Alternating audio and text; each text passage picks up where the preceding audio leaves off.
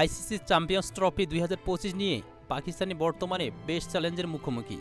Hybrid মডেলের অধীনে টুর্নামেন্টটি আয়োজনের সিদ্ধান্ত ইতিমধ্যে চূড়ান্ত হলেও এতে পাকিস্তানের কিছু গুরুত্বপূর্ণ স্টেডিয়ামে ভূমিকা কমে যাচ্ছে। রাওয়ালপিন্ডি স্টেডিয়াম, যা সংস্কারের জন্য ইতিমধ্যে অনেক অর্থ ব্যয় করেছে, বাদ পড়ার সম্ভাবনা প্রবল। হাইব্রিড মডেলের ফলে টুর্নামেন্টের বেশিরভাগ ম্যাচ সংযুক্ত আরব আমিরাতে দুবাইতে অনুষ্ঠিত হবে। বিশেষ করে ভারতের সব ম্যাচ এবং সম্ভাব্য ফাইনালও সেখানে আয়োজনের পরিকল্পনা রয়েছে। এতে পাকিস্তানের ম্যাচ সংখ্যা কমে যাবে, যা স্থানীয় সমর্থকদের হতাশ করবে। করাচি ও লাহোরে কিছু ম্যাচ অনুষ্ঠিত হলেও রাওয়ালপিন্ডি বাদ পড়তে চলছে। এই সিদ্ধান্তের পেছনে অর্থনৈতিক এবং পরিবহনজনিত বিষয়গুলো ভূমিকা রেখেছে। সম্প্রচার এবং যাতায়াত খরচ কমানোর জন্য একটি স্টেডিয়াম কমিয়ে আনা হয়েছে বলে ধারণা করা হচ্ছে। এই পরিস্থিতি পাকিস্তান ক্রিকেট বোর্ড পিসিবি এর জন্য বেশ কঠিন হয়ে দাঁড়িয়েছে।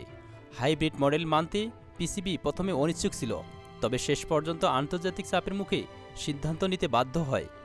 এখন পাকিস্তান সরকারের বিনিয়োগ এবং স্থানীয় ক্রিকেট প্রেমীদের জন্য এটি বড় ধাক্কা। ২০২৫ সালে চ্যাম্পিয়ন্স ট্রফি আয়োজন সফলভাবে করার জন্য পিসিবি এবং আইসিসিকে অনেক কৌশলগত চ্যালেঞ্জ মোকাবিলা করতে হবে।